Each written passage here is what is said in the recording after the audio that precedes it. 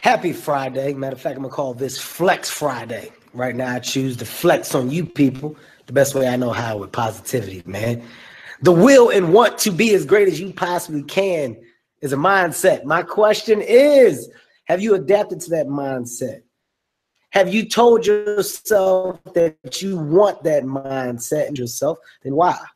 I tell myself every day how great I want to be simply because I believe in myself. Fuck what everybody else thinks. Fuck everybody else's opinion.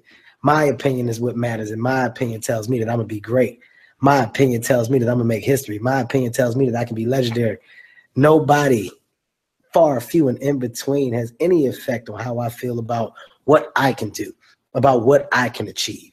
God damn it, ask yourself, what the fuck can you do? And if you haven't done it, why?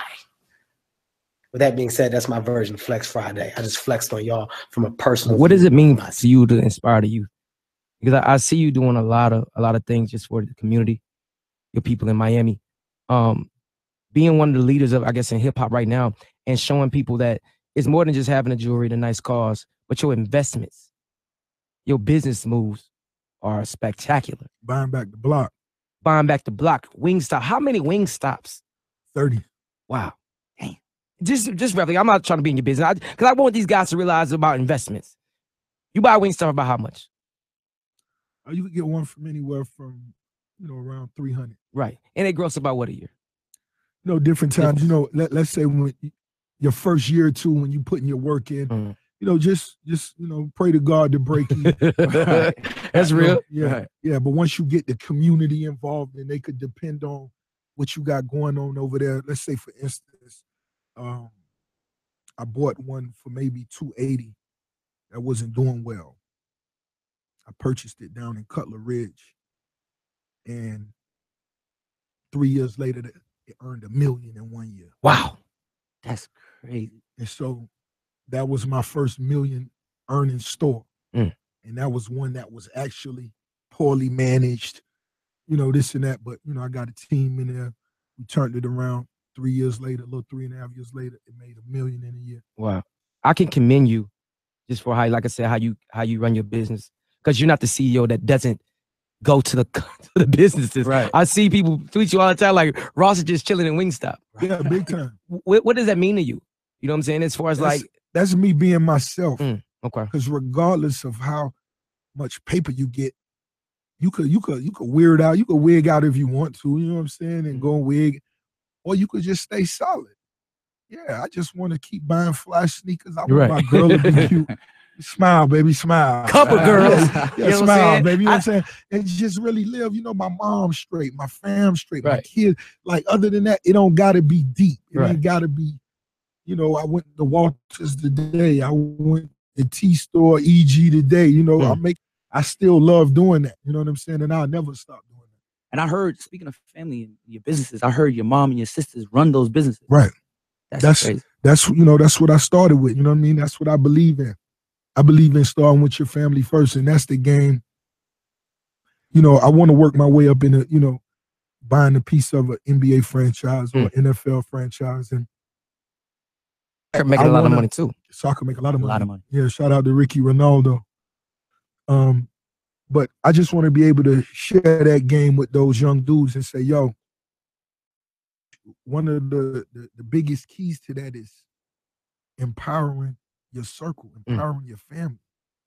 Because you being rich and everybody else being broke next to you long before you jammed up. Right. But if you could make an investment that empower them, they don't need to ask you for nothing.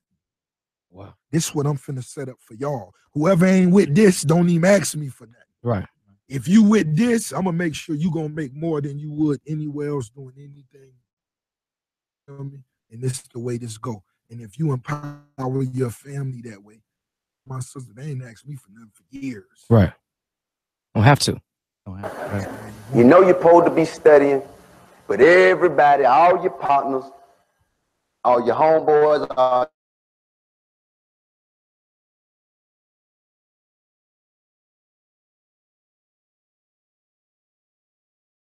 okay, I study for this party. I'm gonna share something with you people. The parties only get better as you get richer. right now, you go to a party, you ain't driving the car you want to drive, you ain't wearing the clothes you want to wear, you can't stay out as late as you want to stay at.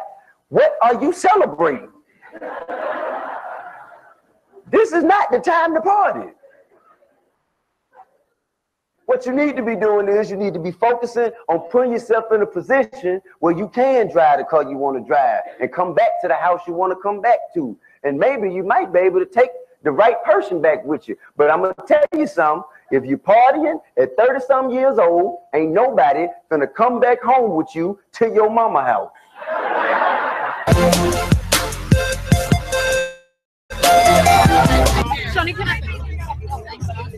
Shani, can I just ask you a couple of questions? Sure. You look absolutely beautiful. Looking forward to seeing the premiere Straight Outta Compton tonight. Talk to us a little bit about being an entrepreneur here in Hollywood and making your mark, because you're definitely a force to be reckoned with. Oh, I thank you. It's just about staying true to your dreams, you know what I mean, and your goals. Like, you just got to keep irons in the fire. I don't believe in just having one. I like having like 3, 4, 5 at a time.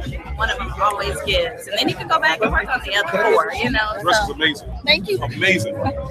Amazing. Wow. You look amazing. Thank you. Look, now I'm like tugging. Like, okay. So, yeah, I just believe in whatever those goals and aspirations are, you just keep a few of them going at a time. Right now, we on 60th and Madden, my young bro. He asked the banger spot, central location for the movement. We're just gonna show you where a lot of the ideas was inspired, you know what I'm saying, in my young homie, Tiny Boss Hall bedroom. Check it out. Yeah, get the wall. Nah, you know what I'm saying, we used to have a studio set up here, you know what I mean, and just motivation on the wall, you know what I mean, we brainstorm, round table. A lot of times if we ain't at the studio, we ain't at the shop, we come on Madden, you know what I'm saying? You gotta all money in, you know, stay focused. Quitting is not an option. 6 hours make $1 million. Big money only. You know, talk about it, be about it. You know what I mean? How hard are you really going? Different things that you wake up to, you know what I mean? When you're on this marathon. How does it feel to be famous? Fuck fame, man. Nigga, don't get some money, man. Don't worry about no fame. That's my true answer. You know what I'm saying? Look, count my dough and smoke up. I'm from California. Made my way explode. So if you look at the boxes on 10-1-on-1, all that's real money.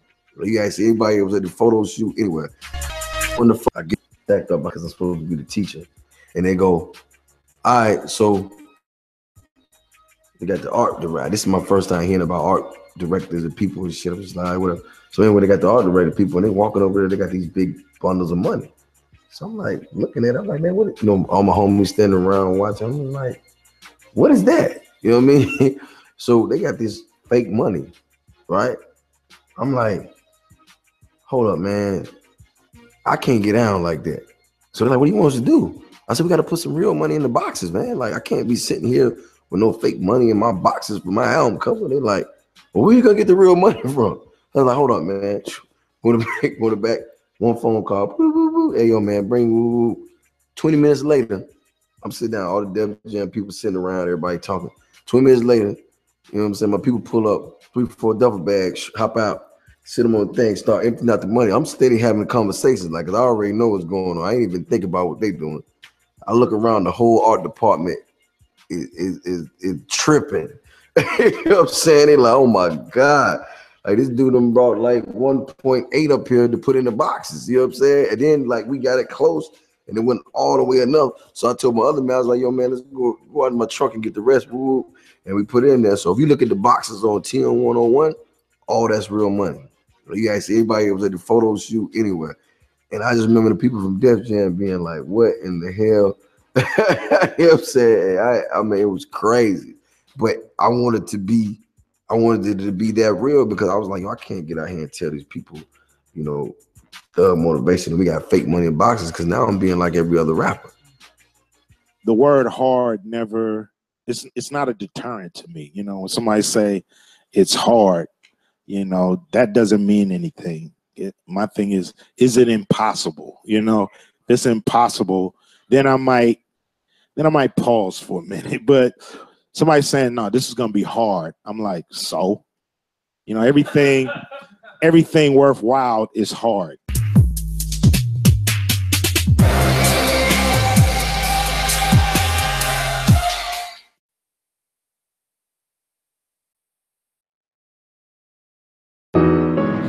Look, we all go through hard times in this entrepreneurship journey, y'all. Y'all gotta understand that. Stop being scared of a little bit of pain, all right? That's what's supposed to happen. If it was easy, everybody would do it. We all know that, right? Listen to me. You sitting here worried about risking losing what you have right now. So you scared to take a risk. You scared to make that jump because you don't want to lose what you got. But I think it's more scary the fact that you could actually be stuck with what you have for the rest of your life if you don't take a jump. If you don't go out there and do what you're supposed to do. If you don't go live your dream. You got to be kidding me. I remember I always liked the series Roots because I learned so much from that. And I remember one time Kunta Kinte was trying to escape, and the guy that they had basically watching over him or whatever, when he seen Kunta Kinte trying to break those chains off of him, he told me, he basically, I said told me, I'm so into the movie, but he told Kunta Kinte that, he said, why would you do that? You're going to risk everything I got. And it's crazy because it's like, what do he have? He's on a slave plantation and he's a slave. He's owned. He's property. But he's so busy worried about losing the little bit that he got. What are you talking about? What are you talking about? So me personally, I would rather risk losing my life to gain my freedom than continue to be a slave for the rest of my life. And that's how I live my life, and that's how you should live your life. You worry about getting evicted? You worried about losing a car? You know what I mean? Like, fuck that house, fuck that little apartment that you got, fuck that little car you got. You know what I mean? Like, is it really worth not having the step that you dream of having? The better car that you want, the better house that you want. You know what I mean? Owning wealth, having assets that pay you, and you never have to work again a day in your life. Is it really worth not having those things just to keep that little bit of shit that you got now? You know what I mean? Not to downplay it and not to make it seem like you shouldn't appreciate it. My point is, you should be elevating. You should be growing. You should be trying to better yourself. Not just with material things, even, but mentally, physically, all of that. But you can't do any of that until you step outside that comfort zone and do something different. And stop being scared. Stop being scared to lose what you have now. You got to lose. Sometimes you got to give up what you like for what you love. You see what I'm saying? Sometimes you got to give up what you have right now to get what you want. Okay? It's going to be hard times. I know so many entrepreneurs right now going through it, losing everything. And people think entrepreneurship is so sweet. Oh, yeah, I ain't got no job, I'm my own boss. First of all, let me tell you something about this entrepreneurship shit. It's a lie. It's a lie. I'm telling you right now, it's a lie. You think, oh, well, I'm going to be my own boss. I'm going to get out here and be entrepreneurship and I ain't going to have no boss. That's a lie. First of all, you have customers who could fire you at any given moment if it's a service business. You got a boss. Second of all, you're still an employee. Even when you start a business and you're an entrepreneur, you start your business, right? You start a company, guess what? You're an employee. It's just to your business now. But you're still an employee. You still have to get a payroll check. You're required by law, if it's an LLC, past or S corp, whatever the case may be. If it's an LLC, you're required to pay yourself out of that company. So guess what? You're still an employee. You can't get away. You see what I'm saying? But what makes it good is the fact that you're building wealth for all that work that you're doing, rather than just getting a paycheck every week for all that work that you're doing. So if you were smart, you pay yourself a certain amount, just enough to pay your bills, and then you'll save all your money in your business account. So that way you can grow that wealth in your business and not be taxed on it at the individual level. You see what I'm saying? But I won't go too deep on that. My point is this: stop being scared. Stop being scared, man. Do what you got to do and go get it. And stop worrying about going through struggles. Don't let that shit get you down. I'm going to tell you something about Donald Trump. We all got negative stuff to say about Donald Trump, right? But I'm going to tell you one thing about Donald Trump that I learned is anything is possible if Donald Trump can do what he done. The man done filed bankruptcy so many times, and yet he's still a billionaire. Billionaire. I ain't talking about million. I ain't even talking about six figures. Some people can't even get 100,000. And you talking about he made it to $1 billion after filing bankruptcy, and some people can't even get to 100,000 with good credit. You see what I'm saying? Think about what's going on for him. The man became president and he filed bankruptcy several times. He an asshole for the most from some people's opinion. So if that can happen, then you too can go through what the hell you going through and be successful. That stuff you going through is small. That's nothing compared to what the hell you're going to have to go through in order to get to what you're trying to get to. If you got extremely big dreams like I do, guess what? This little shit you're going through now is nothing compared to what you're going to have to go through. It's nothing. That's why I always tell myself, no matter what I go through, I always still stay strong, still stay focused, still keep grinding. Because at the end of the day, it's only going to get worse.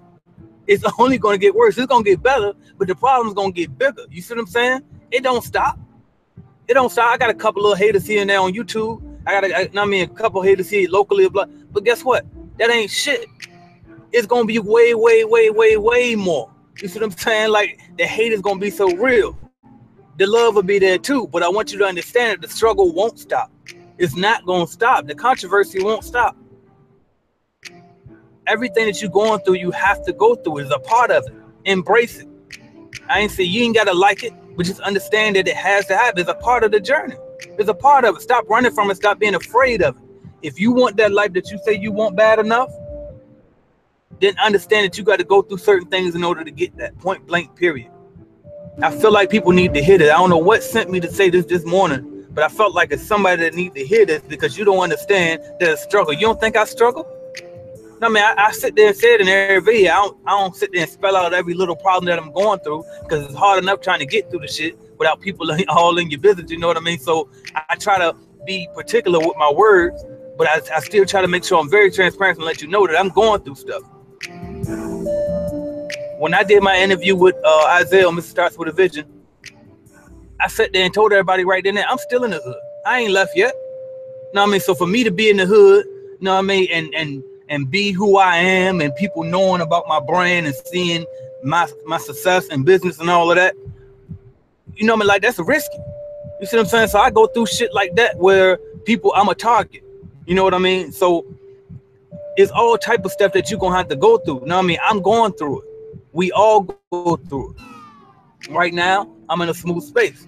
Tomorrow, I might not be. It's always up and down. It's a roller coaster. You seen the damn Instagram meme. People think that success is one straight line, but really in reality it's squiggly there, zigzag over there, go backwards, go forward, go backwards, go down, go up, go right, left, right, left, circle around, maybe success, nope, go back again. You know what I mean? Like, it's so much. It's so fucking much. And if you ain't prepared for that, stop. Go get a job. If you need that stability, if you can't take it, if you're not mentally strong, stop. Go get a job. Ain't nothing wrong with a job. Go live your regular life. You know what I mean? I'm talking about entrepreneurs, the people who trying to change the world, the people who want to leave their imprint on the world. You got to understand, you want to do something that big. What you think you can't, it's not going to be easy. I don't care who you look at. It was not easy for nobody, period. Anybody that's doing that big, they went through some shit, point blank, period. You're going to have to do some things. Know what I mean? You're going to see some things that people ain't never saw, and you're going to have to deal with it. And guess what? Most of the stuff you ain't even going to be able to talk about. Some of the stuff you're going to have to go through completely by yourself, and ain't nobody going to be there to share with you, and you can't open your mouth about it either. You just got to keep going and be that much stronger than everybody else, because that's what it takes to be that great. You have to understand that. You want to be outstanding, then you have to stand out. You can't be with everybody else. You can't watch what they watch. You can't listen to what they listen to. You can't spend your time doing what they spend their time doing. Separate yourself. And most importantly, what I'm trying to drive home in this video is understand that shit gonna get rough. You hear this so much, right? You hear it. You hear about people being homeless before they became celebrities and stuff. You hear about people being dead, broke, and filing bankruptcy and all of that. Robert Kiyosaki told you he was on the brink of bankruptcy, but he paid off all his debt and came back. Dave Ramsey I think he filed bankruptcy, and then he came all the way back, and look at him now, teach people how to get out of debt. We just talked about Donald Trump. We talk about Steve Harvey being homeless. We talk about Tyler Perry being homeless. Like, all of these people, you think that shit just sound like a success story. That's life for somebody. That's life for somebody. And when you get on your journey and when you really into it, that might be life for you. And you need to be prepared for it to understand that, all right, this is part of my journey. And keep going. I'm never going to quit. I'm never going to stop. I'm never going to stop. In my mind, all right, in 2 years from now, I'm going to be good. If 2 years from now pass and I'm not good, guess what? I'm going to say the same damn thing that day. And then after 2 more years pass, I'm going to say the same. I'm not going to stop. I'm going to be 80. I could be 80 and still broke, still trying. I don't care. You have to keep going. You have to keep going. Keep building wealth. And wealth is such a bitch because sometimes you buying assets or you have assets that don't necessarily pay you such great dividends immediately. So you have to sit there and you have to wait over time and keep building and building. You have to think long term. And if you can't do that, then you won't make it. Prepare yourself. Understand the journey that you're choosing. Understand what you're doing. Be appreciative. Find a lesson in everything that you go through, good or bad. Find a lesson. You remember when we were younger, right? I was thinking about this the other day. You remember when we were in school, story time in school, right? Elementary school. And then after the story was done, your teacher would ask that same worrisome question after every video, which is, so what did you learn from the story? What was the moral of the story? You need to ask yourself that after everything that you do. It's some type of message in everything. Whether it's your good experiences, whether your bad experience, whether you watching TV. Because when you watching TV, it's a message being pushed in whatever you're watching. I don't care what it is. Even if it's a sports game. You need to ask yourself after everything you watch. All right, now what was the message in that? What did I learn from that? If it's music you listening to on the radio, I don't care what they rapping about. What did you just learn from that message? Now, after you ask yourself what you just learned from any of these things, identify and say, okay, is this video that I'm watching feeding me a message that aligns with what I'm trying to do in life? And if it don't listen to that shit no more. Don't watch that shit no more. If that experience is teaching you a lesson or telling you a message that doesn't align with what you're trying to do, don't do that no more. Learn from it. You made a mistake, learn from that, and don't do that no more. If that experience did something good for you and it told you, you know what, every time you do that, you get good shit. Bet, do that. Do that. See what I'm saying? Learn from everything. Find out the moral of every story. Your life is your story. You're the leading actor. You're the director. You're the writer. You're everything. And it's up to you to create the life that you want to live. And if you don't, then guess what? You're going to be miserable. That's why it matters. Because sometimes I ask myself, well, damn, what do it matter? Because we got to die anyway. So do it really matter? Yes, it matters. Because guess what? You might be on this earth for another 100 years and you don't even know it. You want to be miserable for the next 100 years? Living somebody else's dream? Going to work every day, putting somebody else's shit together? No. You build your dream and live the life that you want to live. Point blank, period. You do it the way you want to do it. And I guarantee you, if you ever had kids or you have kids now, they'll thank you for it. And then they can model the same thing that you did and have the same excellent life that you had. Because they chose to do the way that they wanted to do it. You weren't given the ability to have these dreams if you weren't supposed to have them. Why would you have that ability if you weren't supposed to enjoy the things that you dream of? Understand why you're here. Appreciate there's going to be struggle. And keep going anyway. Thank y'all for listening. Thank y'all for watching, subscribing, liking, sharing, and commenting. Thank you for all the emails that y'all give me, man. Y'all keep me going. Thank you for all the Snapchat messages, the Instagram messages, the Facebook messages. If you in any of those inboxes, I got you. I see you. If it took too long, if it's been like a month or something, email me again, send your message again, and I'll try to get to you ASAP, okay?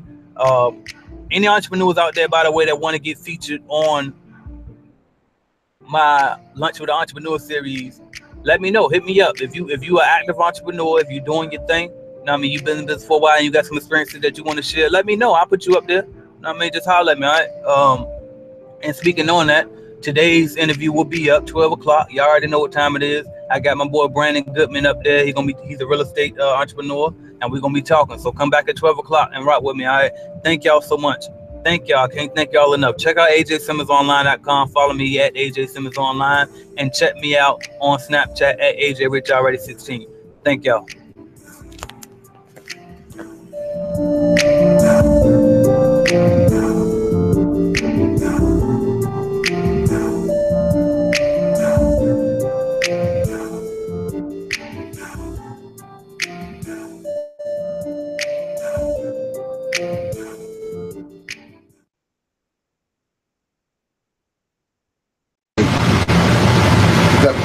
majority of people that I know make it, including myself. I made this mistake.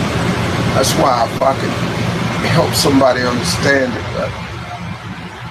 Most people I know mess off all of their 20s. From 20 to 29, they just jack it off. They just jack off their 20s. They mess them up, man. Because 20 is that age, man, where you just really just trying to have too much fun. You're free, you're out of college, you don't live at your mama's house no more, you're out on your own.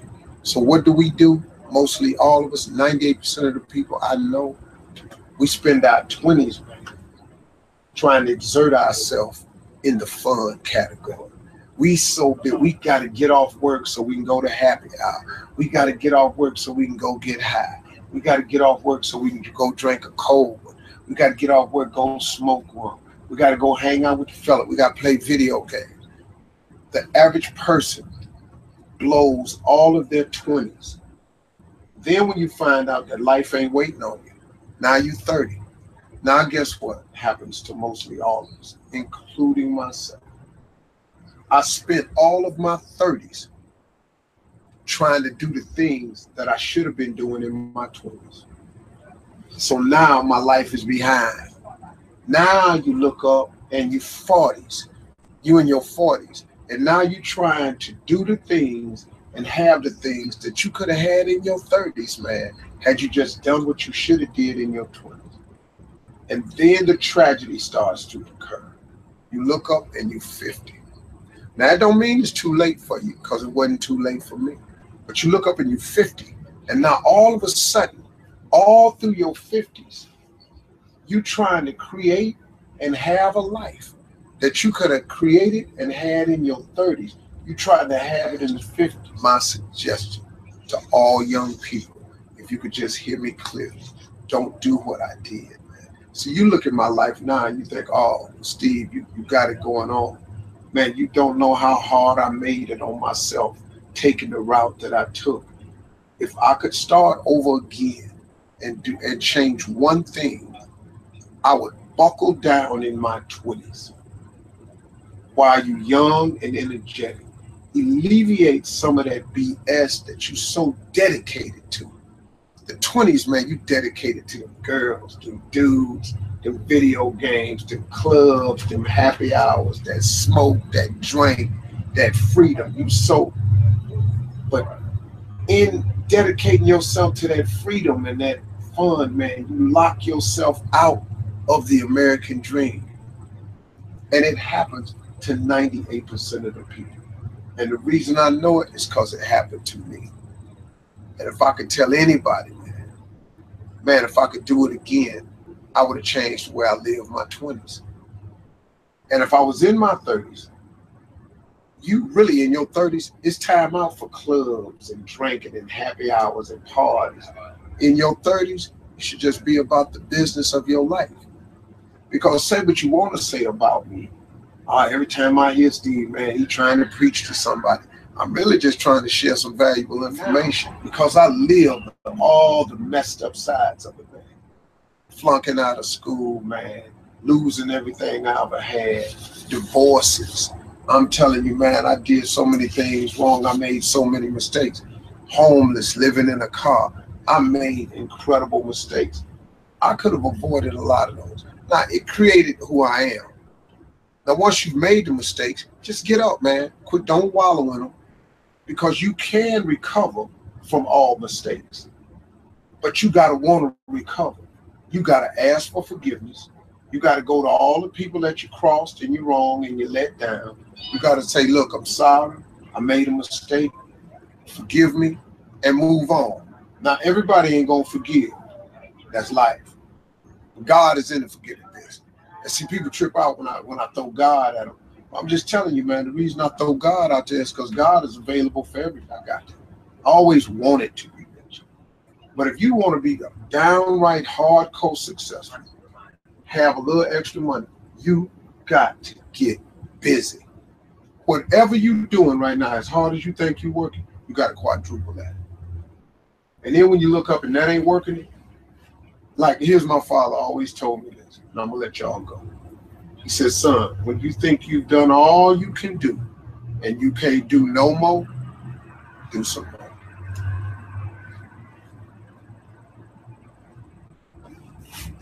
Do some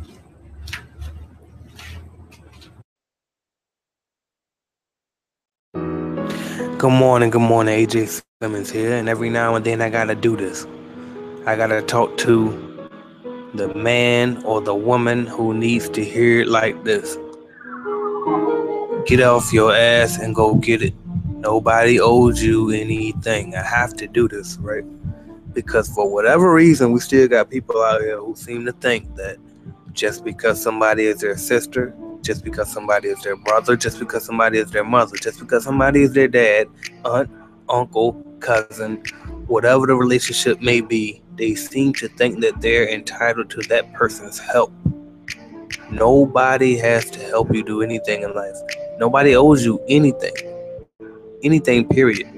So if you get homeless, if you get put out of your apartment and you go knock on your sister's door and you ask her, can you live with her? And she tells you no, you can't be mad just because she's your sister. She doesn't owe you that. It's not her responsibility to provide you a place to stay. And neither is it your parents' responsibility. You have to take ownership in your own life, all right? It's up to you to figure out which direction life is going to go in. It's up to you to control it and take over. And if you don't, then it's going to take over you. You have to make conscious decisions about who you're going to surround yourself with in your life. Otherwise, you're going to just end up going to blowing in the wind and conforming to mediocrity, the mediocrity of the masses. It's just that simple. If you really want to be successful, if you really want to be great, then you can't. If you put it this way, if you catch yourself talking about the most popular talk show or the most popular reality show or the most popular sports game that was just on yesterday, chances are you're probably not one of the minority. And when I say one of the minority, I'm talking about the wealthy, because wealthy people are minorities. The broke people are the masses. They're the majority. All right. So if you really want to be great, you want to be that select small few, and you got to do things that are different from everybody else. You can't be part of the conversation. You know what I mean? Like, I still watch sports myself, but it's very rare that I'm catching the game when it's live. I might have to DVR it. I might have to catch it on Cody. I might have to catch it. You know what I mean? I might not get to catch it at all. I might have to go look at the highlights if I want to see it that bad. I might look at the Bleacher Report app or something and just look at the stats and say I ain't gonna catch this one, because I'm too busy building my dream. I'm too busy building my business. Whether I'm out cleaning, whether I'm on the computer building in the back office of my website, whether I'm trying to learn something on how to market online with my website or how to market online for my janitorial company, you know, whatever the case may be, I could be building a PowerPoint presentation for my employees to help train them better. You know what I mean? I could be taking some courses to become a better manager. So many other things that you could be doing to be more effective with your time. I actually, when I first started my business, I didn't even sell it. I gave away my PlayStation because I knew that I didn't have time for it. If I wanted to do what I was trying to do, I didn't have time for it. So I gave it to my nephew. And that's the type of stuff that you're going to have to do if you're very serious about starting your business.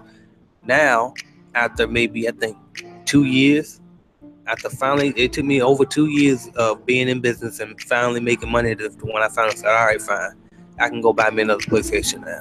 And by the way, I didn't buy the newest one either. I got a PlayStation 3. You know what I mean? I bought NBA 2K up there, and I play it on that older version because I'm not about to spend top dollar on something so frivolous when I still haven't, quote unquote, made it to my standards. You know what I mean? And so guess what? What happens when I play the game? I have to listen to an audiobook. That's a requirement for me. I can't just sit there and go completely brain dead, staring into make-believe world on 2K and think that I'm just going to get away from life. No. If I'm going to sit there and play that game, then I got to be doing something constructive. So if I'm playing the game, I'm listening to an audiobook, or I'm listening to some type of motivational videos or inspirational videos or something that's teaching me something. I might be listening to a webinar on how to build a website, how to sell products online. I might be listening to something for my courses, my classes, because I'm in school. And I might just be listening to something to study the subject that I'm studying in school. But whatever the case may be, you need to be doing something constructive and controlling your time. Otherwise, you're going to fall to mediocrity just like the masses always do.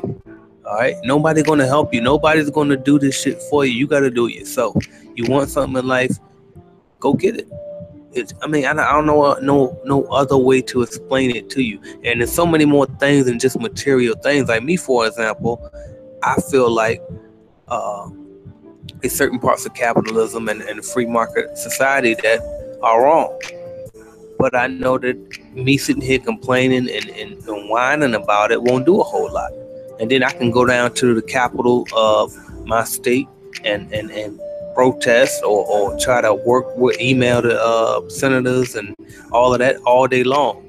But really the truth of the matter is, if you really want to make some changes, if you really want to influence politicians or either become influential yourself, then you, first of all, you're gonna need some money. You're gonna need some type of resources, because number one, you got to get to the people, or number two, how else do you, like, what do you think lobbyists do? You know what I mean? You pay these politicians to put certain policies in place. So what I realize is, you know what? It's a lot of things that I want to do in this world, but in order for me to do them, I'm going to have to get money up. I just got to get my bread up first. I got to stack. I can't. Nobody's listening to the broke guy. You know what I mean? And just to veer off for a minute, people talk about the black vote and black people were talking about. I know Diddy's mentioned earlier recently in the news that he was saying how black people should hold their vote until a politician actually dedicates something towards black people. And see, the reason why politicians don't really focus on black people is because most black people don't have any wealth. We don't control anything.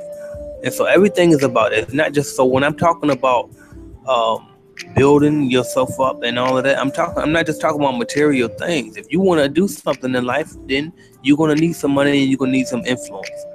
And you're going to need some power. But all of that comes from, you got to stack that bread up first. If you come from nothing like I come from nothing, majority of us do. We were born into nothing, won't no silver spoon in our mouth, won't no, we didn't have money, just stacks and stacks and stacks in the bank waiting for us to go get a degree. You know what I mean? So we were born basically into a nothing situation. But just because you was born into that wasn't your fault. But if you die the same way, then that is your fault. You had a whole life. You know what I mean? You had a whole life, unless you died as a child or something, but you didn't, because you're listening to this video right now. You know what I mean? You had your whole life to figure it out. How the fuck you die broke if you was born broke? How the fuck do you pull that off? How you not wake up every day and not be pissed off about your situation, or not be motivated and excited to change it? You know what I mean? Like, if you really want something that bad, then go get up and do it. Period. You say you're gonna write a book, do it. Do that shit. Stop fucking talking and go do it. I mean, you gonna start a business, do it. You know what it takes to go do it.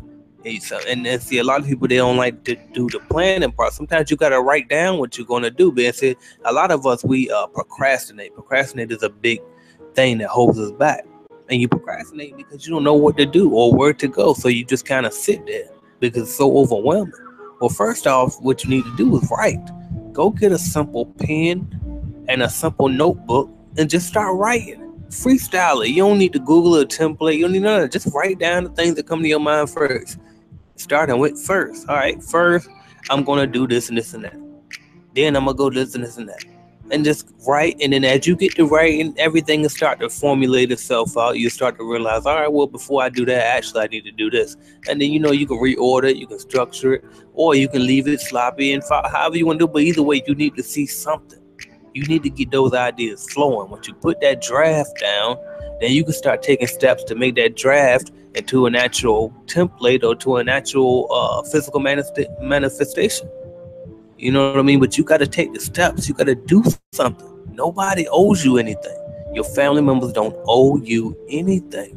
I'm telling you, I just want to stress that because I see so many people thinking that somebody owed them something just because, oh, we boys, we grew up same hood since day one, blah. Or that's my girl, yeah, that's my bitch, she my rider. She'll never know. I don't give a fuck who it is. Nobody owes you anything. Nobody's obligated to help you with anything. And there's a good chance that they're not going to help you with anything. And that's how you need to carry it. I'm not telling you to be selfish, and I'm not telling you that nobody's capable of being dependent on, but if you carry it that way, then you will never have no problems in life, and you will always get to where you want to go in life. Point blank, period. I seen a meme on Instagram that said, pray as if it's up to God, and then work as if it's up to you. I think that's perfect. I really think that's perfect. Y'all know I'm not religious, but I still do believe in prayer. And I think that is perfect. I believe in visualization. So if you visualize on that, you know what I mean? You want to use your law of attraction studies and all that. But at the end of the day, once you finish doing all that, then you got to go out and go get it. You got to put that work in and get them priorities straight. You know what I mean? You going to put that game controller down and focus on getting that thing on that to-do list done. Getting that first step in that business done. Recording that first video for your YouTube channel. Whatever the hell you're trying to do that you've been stalling on, go get up and go do it. All right? If you need an apartment and you stand in somebody else's crib, get your ass up, go hop on Craigslist and see if you can find a special. See if you can find somebody that'll work with you. Carry your ass to the temp service if you need some income. You know what I mean? Ain't nothing wrong. See, I'm going to tell you about jobs too, because you might hear me sometime bashing jobs and you hear other people bash jobs. Here's what my thing about jobs is. Ain't nothing wrong with a job as long as it's temporary. You do what you got to do. Go get the job if you got to.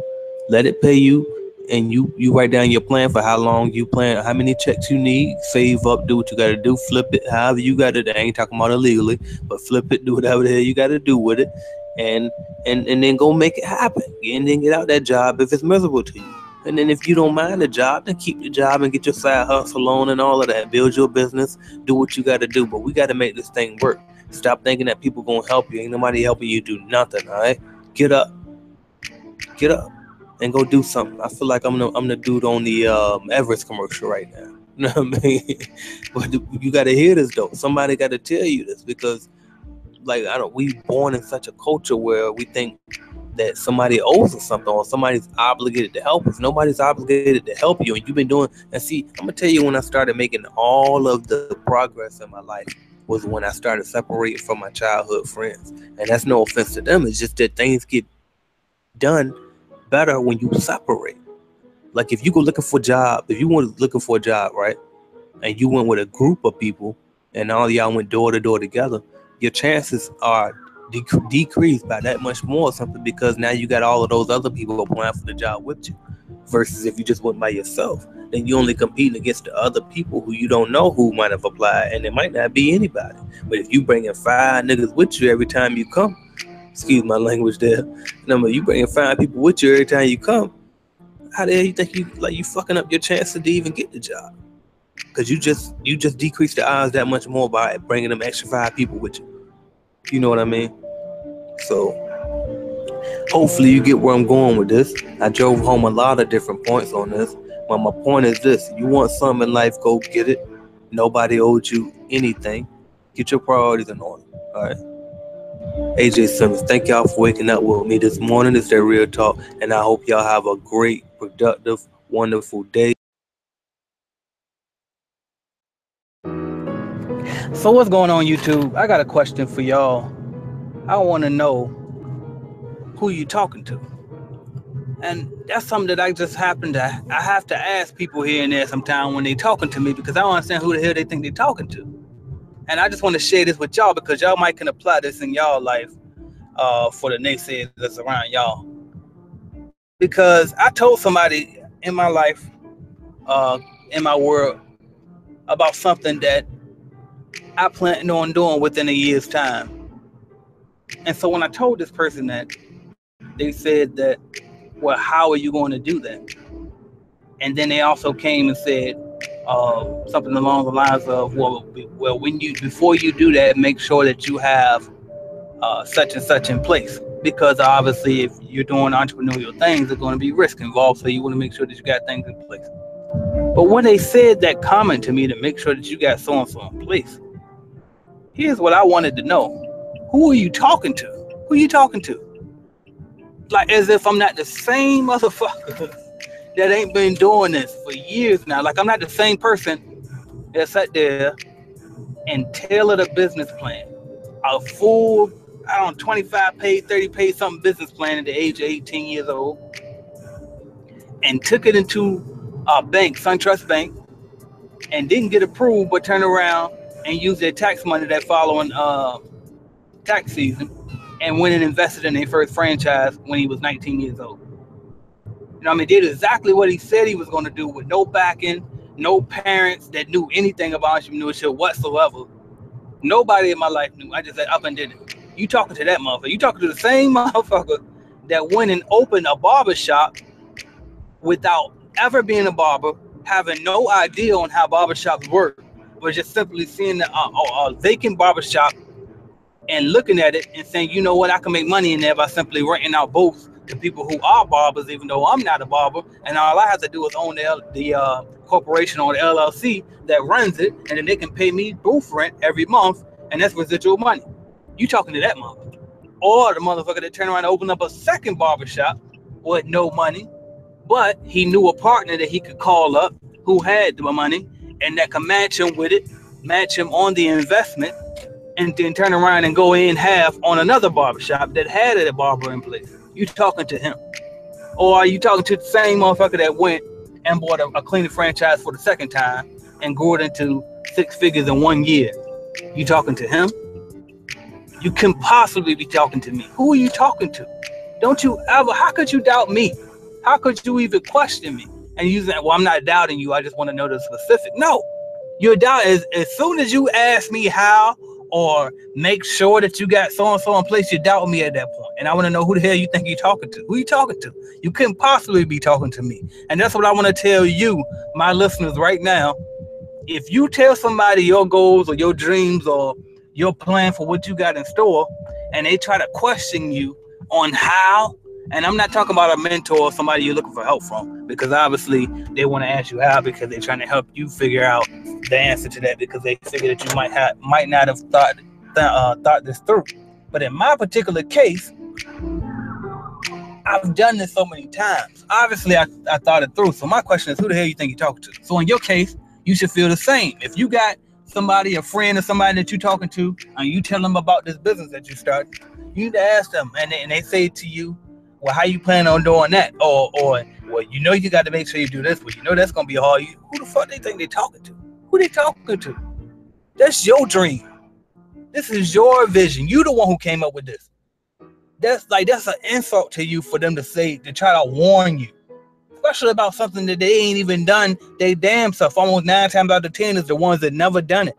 Got a nerve to try to warn you on getting into entrepreneurship, and they ain't never even done it. So answer me. Answer me. Who are you talking to? You ask them that. Who are you talking to? Who are you talking to? Couldn't possibly be talking to me. Couldn't possibly be talking to you. This is your vision. You see what I'm saying? It's your dream. You said that you're going to go start a business, and you wrote down your plan on how you're going to do it, and then you just go do it. Don't let nobody stop you and get in your head asking you, well, why are you going to do it like that? How are you going to do it like that? Well, that's too soon. Well, that's too big. Well, you can't do it like that. Don't let nobody tell you what the hell you can do. Who the fuck they think they're talking to, y'all? Who they think they're talking to? So now you know what you got to do? You got to turn around and do it even better than what the hell you told them, since they want to doubt you. And even though they might not have actually doubted you, they might have just had you some serious happiness in mind, and that's why they were trying to ask you. Well, they were trying to warn you. You know what I mean? But you might want to be careful because this and this and that. They were trying to warn you, but guess what? You don't need their fucking warnings. You grown, you're an adult, you're smart, and you're an entrepreneur, and you're gonna figure it out. Who they think they're talking to. And that's how you need to carry it. Now, what I'm saying is you don't approach them like that, but that's how you carry it in your mind. Who the fuck they think they talking to? That's right, I got something for them, and you go kill it. And then you come back and say, hey, I mean, if you want to work for me, the application's over there. That's how you handle that. But don't talk to them a certain way. Don't get rude. Don't get nasty with them. You ain't got to ask them who you talking to. Sometimes I actually do, though. In real life, I actually said, who you talking to? Don't question me. Who you think you talking to? Especially not you. You know what I mean? If this was a person that's done what I'm trying to do, and they were asking me because maybe they were trying to guide me, that's different. But if this is a person who's never done it, and you got a nerve to try to question on how I'm going to go about doing it, who you talking to? point blank period, don't you ever doubt me again in your life, because I'm gonna make it worse. Okay, I'm gonna go even harder for you, and I'm gonna show you why you should never bet against me again. And that's the attitude that I encourage you to have as an entrepreneur. Don't. It's almost like you put a chip on your shoulder intentionally. You see what I'm saying? It's like you really don't feel that way, because who gives a fuck what people think in real life? But you condition your mind to click like that. You see what I'm saying? Put yourself on a pedestal. Don't. You can do anything that you put your mind to. As long as you thought about it and it's an idea that you really are passionate about, go for it. And don't let nobody on sidelines trying to talk you out of it, tell you how hard it is, and none of that. Don't let them stop you, y'all. Let's get it. So, who the hell they think they talking to, trying to doubt you or question you about your dream? This is AJ Simmons. Thank y'all for waking up with me, and I will talk to y'all soon. Don't forget, you can always keep up with me all throughout your day as I post motivational quotes and stuff all online at AJ Simmons Online. You can also check out www.ajsimmonsonline.com for products that I have for sale for entrepreneurs, and particularly right now for cleaning franchise owners. But more products coming soon, and just keep checking back with me, all right? Follow me on Snapchat too, because that way you can get little doses of me as well in video form. Right on Snapchat. My Snapchat is AJRichAlready16. Thank y'all for watching. Subscribe, like, and share, and comment. Talk to y'all soon.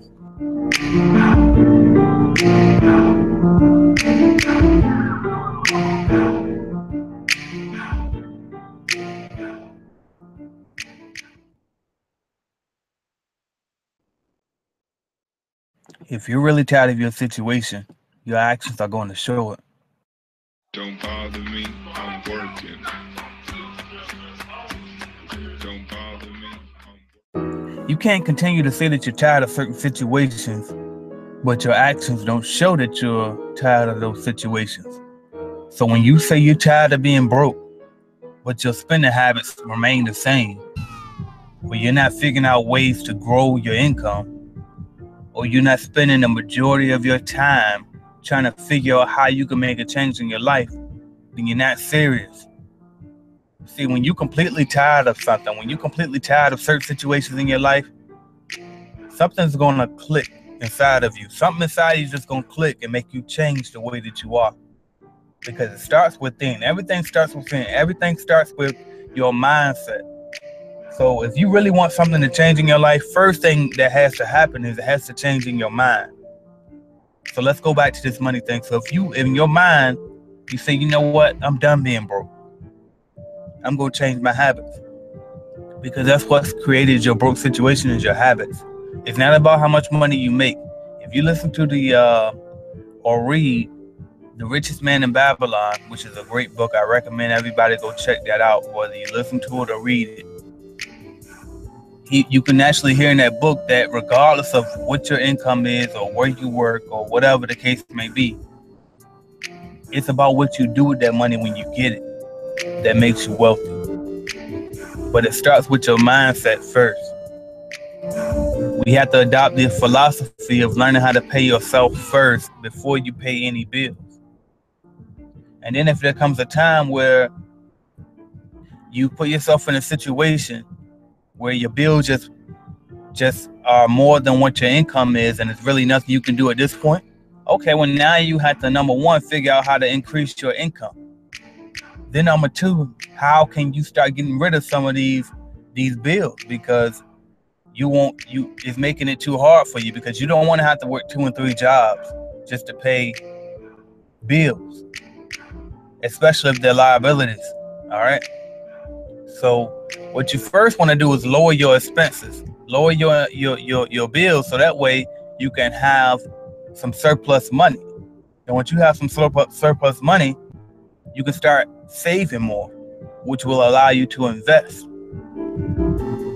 Okay, so if you're really serious about changing your situation, especially when it comes to money, your actions are going to show it. Start listening to things like The Richest Man in Babylon. Start listening to things like Think and Grow Rich. Listen to people who talk about money. Figure out a way to change it. What are you doing? Who are you hanging with? Do the people that you hang around have good money habits, or do they have poor money habits? These are things to think about. Your actions are going to show if you're serious about changing things in your life. If you want to be more of a positive person, more of a productive person, then who you look up to would show that. You have to consciously pick the right role models in your life. Otherwise, subconsciously, you're going to default to the mediocre masses. I tell you this all the time.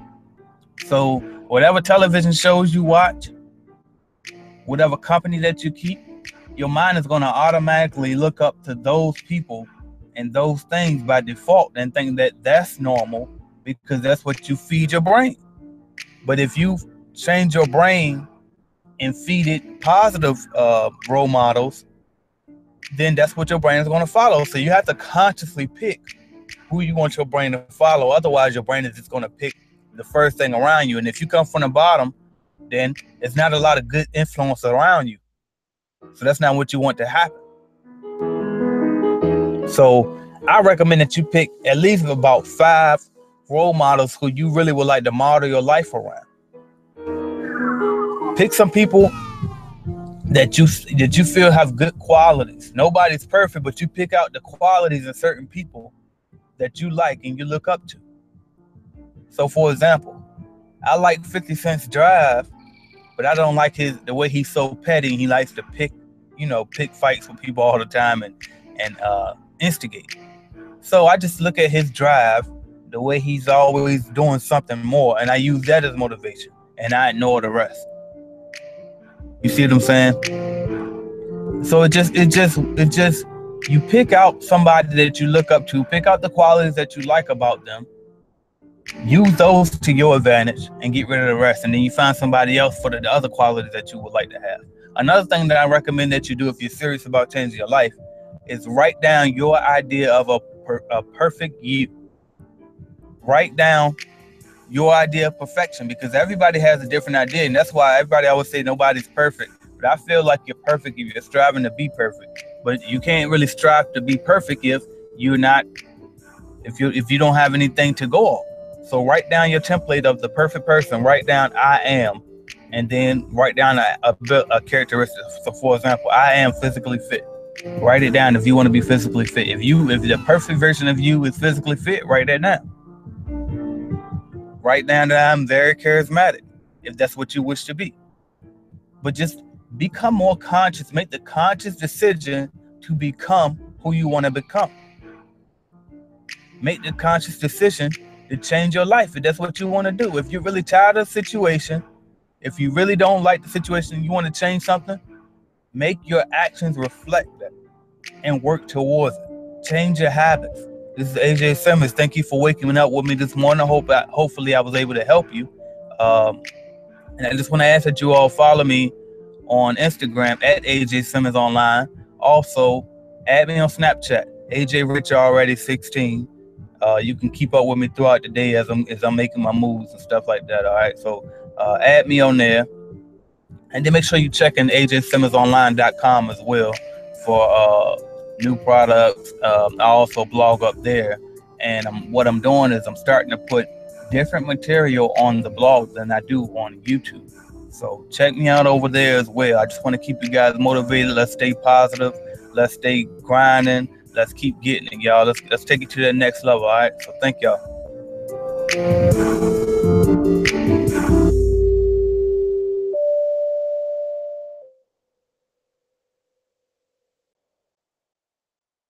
Don't bother me, I'm working. Don't bother me, I'm working. Need the whole hood feeling it. I got the word of mouth. Right now I'm on the south. Dealing with them killing niggas. Shitey and gorilla niggas. Fucking do we out. He talking what he bout. Let me see real quick. See this right here? Oh, look at that back there. Man, that's what y'all gotta get through with this right here. Straight crack, man. I'm trying to get an Obama card, man. Real rap. That's what we trying to do. 09 we grind, 010 we win, man. But I was just there's a bedroom, a real bedroom, you know what I'm saying, a little apartment. And, just to take my mind from that to the next level like that overnight. You know, that was my most important. My sister got my sister out the hood. You know, I'm working on more family members now. That's what means the most to me. I don't Instagram my family and stuff like that, but if I did, I'd be Instagram my family and stuff like that all day. You know what I'm saying? Yeah. All right. You want to be a king or you want to be a goon? You know what I'm saying? Goons go to jail. They get 100 years in jail. They get killed early age. Kings take care of it. Like I be telling people now, young boys in my hood, you triple OG when you take care of your mom, your grandmom, your sister, your aunt. That's triple OG. Just everybody good. It's easy to go kill somebody. It ain't easy to move your mom out the hood, starting from nothing. You know what I'm saying? And that's what I be kicking to them. Like, you know, I want to see my kids. It's millions of kids that know you could come from nothing and be something. They see me on YouTube from 14 with the nappy braids, 5X t-shirts. They actually seen it. So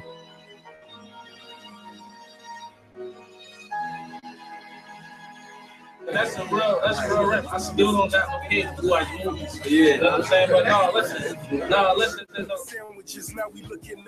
real, from a nigga come from the bottom, man. 2 years ago, this is my motherfucker said, I'm hoping I don't get 20 years now. Get out, take that shit to the next level. You already know. That's spend money, not talk about it. You ain't gonna get the money, what you gonna do? Hey, I graduated from the streets, no diploma. I made $1 million on that cover. I mixed that with baking soda. I made $1 million on that cover, throwing down the cover, on the cover. I made $1 million on that cover, graduated from the streets, no diploma.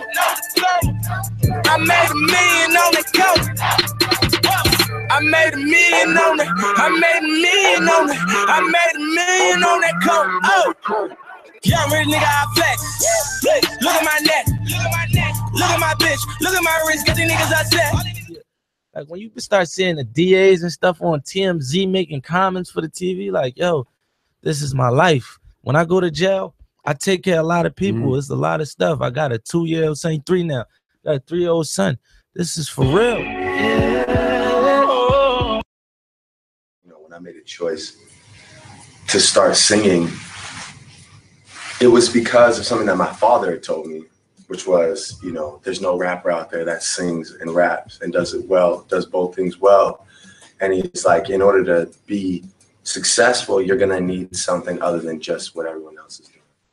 I'm in a blessed position. I'm 24 years old. I got brothers though that it's like if I choose to go after this and go like kick it with a woman or go out for drinks, I know I'm potentially slipping because I have brothers like Ross and like Wayne that are working like nonstop. So I think we all just push each other harder. Like, but for me, being like being a kid from Canada coming into this whole thing, being able to observe like literally like my heroes do this shit. It's like I mean, all I want to do is work. I just want to make this album as incredible as I can, and yeah, that's the best way I could put it, man. Like I really see the hardest working people to ever do this. I see them. We speak, we sit and have moments and talk, and we're in the same session. So I really sit back and just digest it all and try and apply it to my own craft.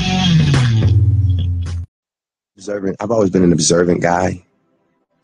So I watched my parents go through a lot, man, and I think that's why I am this kid that's sort of semi, I guess, emotional and really that even cares about love. Most 23-year-old men in my position would just be like, man, I'm out here doing whatever. Yeah. But because I saw my parents sort of go through the ups and downs, I'm scared. I don't want to be alone, man. That's my biggest thing. Say Aubrey Trey Graham is a man that is constantly learning about himself and is unafraid sharing his learning process with the world. Last night I was in the studio till like 6 a.m. and then I slept till 12 and then came here and sound checked and didn't go back to sleep again. And just, so it definitely gets exhausting. I think it's more just trying to stay together up here, not let anything go too astray while you're on that stage. Right. And, I mean, I'll get back to LA at midnight and then I got to be up at 9 a.m. for Grammy rehearsals. So it doesn't really stop, but it's a commitment you make. And the other thing is just my grandmother. I actually say in the album credits, like, I guess sometimes I feel like this is work and this is all I have to do, but sometimes you forget that there's people that really love you. And I'm gonna call her tonight, actually, after this conversation, because I realize I haven't talked to her in a long time again. And I try and see her every time I go home, but it's just I guess when you feel like people are getting older, you just think they don't really need you there. And what you don't realize is that they're sitting in a room, staring at the walls, probably thinking about life and why hasn't this person called me? Because my grandmother is still very much with it. You know, she's not completely gone to the point that she doesn't know who I am. So, yeah, those are two things, man, that really did bother me. You get that success you be dreaming of. You feel waking up every morning thinking that some fucking bullshit ass radio host or some stupid ass blog is gonna say some dumb shit about you or one of your friends or the people you love. It starts to get to me, you know. Sometimes I wake up and wonder if this is the right shit for me to be doing. But then I take this long ass flight and end up in a place like London to see all these motherfucking faces here. And I realized that I could give a fuck about what anybody gotta say about me. Dear God, I wonder, can you save me? Illuminati for my mind, soul, and my body. Dear God, I wonder, can you save me? Secret society, trying to keep the eye on me.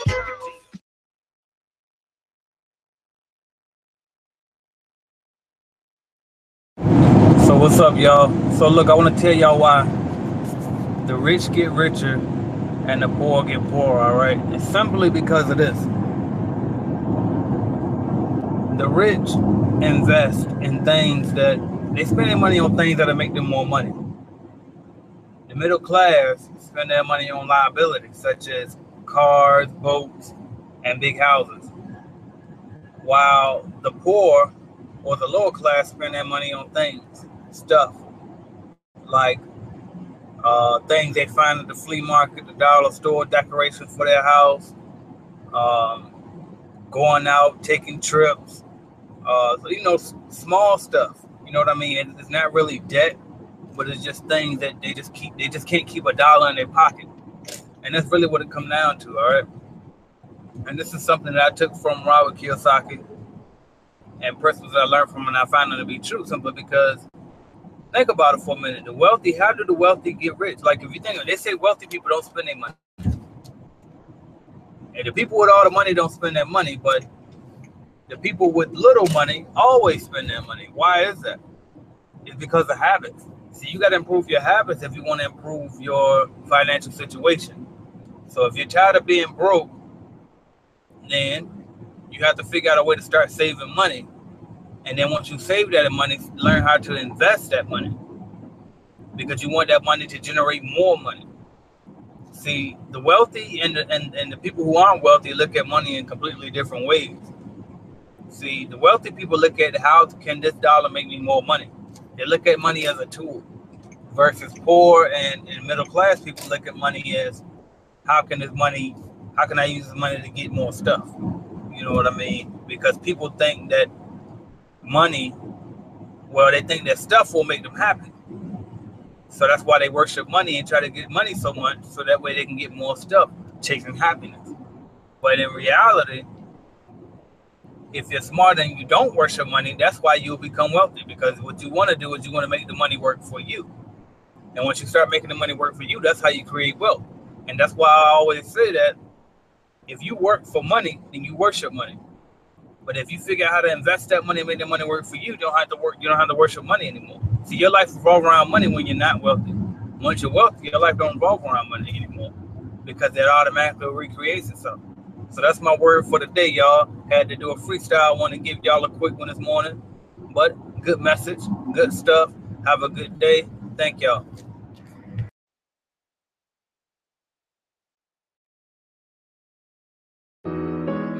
Good morning. AJ Simmons here. And I want to give you your morning motivation. So here we go. I'm gonna tell you the number one reason that you and most people won't quit their jobs, and it's simply because of one thing, and most people think it's fear. Fear definitely plays a huge part in this, but it's not fear. What it is love. Love is the reason why most people won't quit their job, because they love the things that they have more than they love what the life that they desire to have. So in other words, if you hate your job so much like you say you do, and you don't want to be in that position, and you feel like you want a life where you can have the freedom to do what you want when you want that, but you also want to keep the car that you drive right now. You also want to keep the living conditions that you drive right now. You also want to keep the type of clothes that you wear right now. You also want to keep the entertainment that you have right now. And you're afraid that if you quit your job, you might lose those things. So fear is playing a part, but the love for those things is what's really keeping you at that job. And if you don't believe me that the love is a stronger factor than the fear, you just ask a mom, for example, what she would do if she was walking down the street and a big pit bull was charging towards her child. Even if the mom was terrified of that pit bull, she would react and protect her child because the love is stronger than the fear is. So what you have to do is make a decision that you love a successful life and a life of freedom more than you love the things that you currently have in your life. That's what it's going to have to come down to. That's why before I got into entrepreneurship and before I quit my job, I already made my mind up that no matter what, as much as I love my cars, as much as I like to wear certain clothes, as much as I like to go out and all of this, I made the decision that I will still stay true to this no matter what happened, even if I lost any of the things that I was enjoying at the current moment with a job. Because I understand that that's what can happen with entrepreneurship. You can lose all of those things, but at the end of the day, they're things, and they can always be regained and rebought and so on.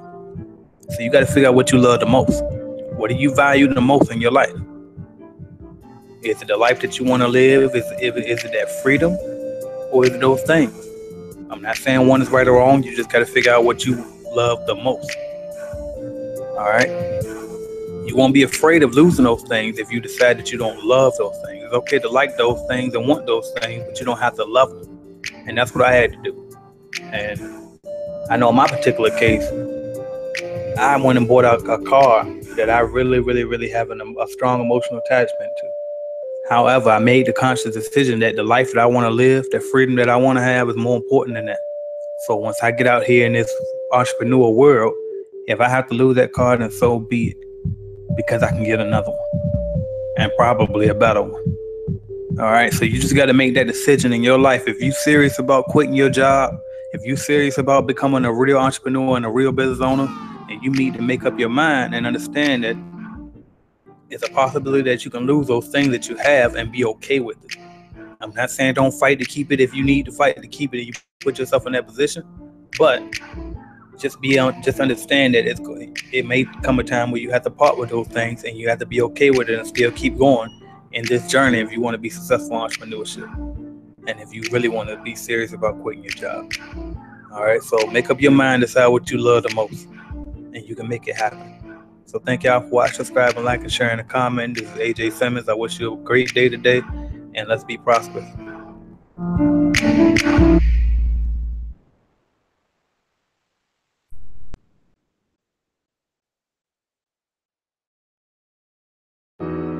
So what's going on YouTube? Been a little minute. I was moving, as y'all might know, some of you guys might know, and I'm gonna do a video covering all of that, where I moved, why I moved, and what I'm doing now, whatever. So, but I want to get into this first. So I made a meme and I posted a meme that said something along the lines of,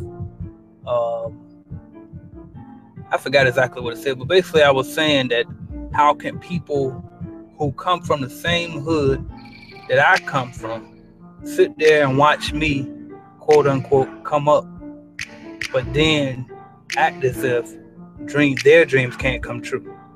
Now, and then in the caption of that meme, I said, of course, I don't believe that I actually came up just yet. But my point is, obviously, I'm well on my way. And what makes you think that if I did it, that you can't do it?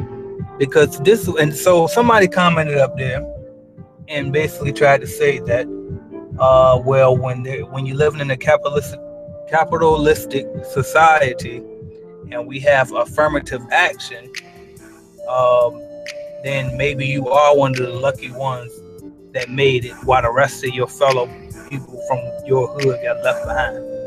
So basically what that comment is implying is that I'm quote unquote coming up, or I'm doing better in life simply because of affirmative actions. If somebody selected me to be in the positions that I've able to put myself in life.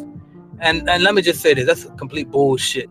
And I'm gonna tell you why. Because if you sit there and try to say that I'm lucky, or anybody else from the hood that made it out of the hood, or made it to be financially successful, or whatever the case may be, if you want to call those people lucky, that means you have to undermine all of the work that they put in to get to those points.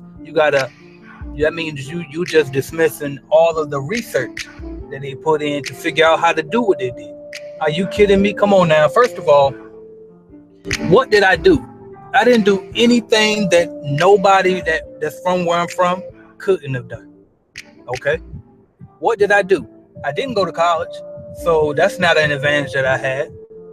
I did go into the military, but I left. I went AWOL and got out and let them discharge me with a general discharge. Luckily, they didn't give me a dishonorable. Okay? But, so what did I really have?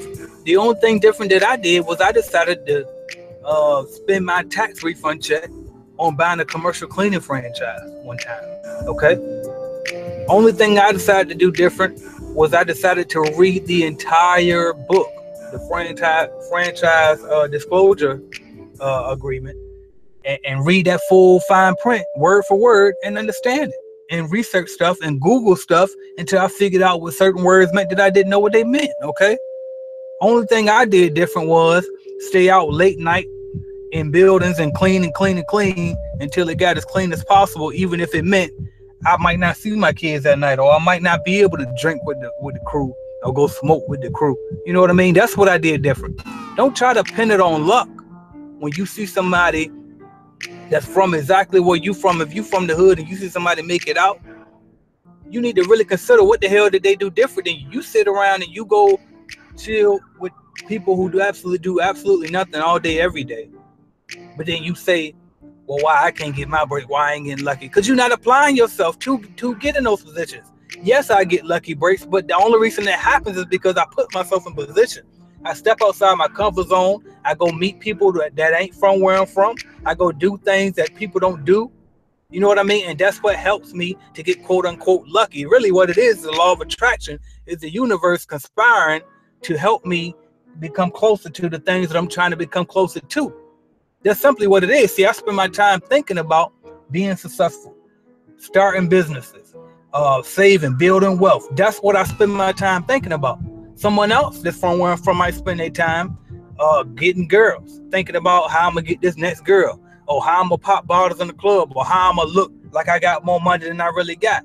That's the thoughts that you might spend, or how I'm gonna go beat the game on 2K today.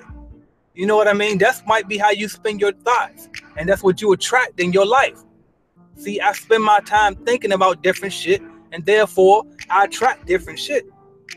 You know what I mean? So that's not luck. That's simply me taking action and taking control of my life. Don't try to pin the shit on luck, okay? That's the most aggravating thing I could ever hear in my life. Yes, you definitely get lucky breaks on the way, but it only happens if you put yourself in a position to receive those breaks. You see what I'm saying? I got lucky when I got in that apprenticeship program to get a Norfolk Naval Shipyard. Okay? But guess how I got lucky is because I applied for the fucking position. You see what I'm saying?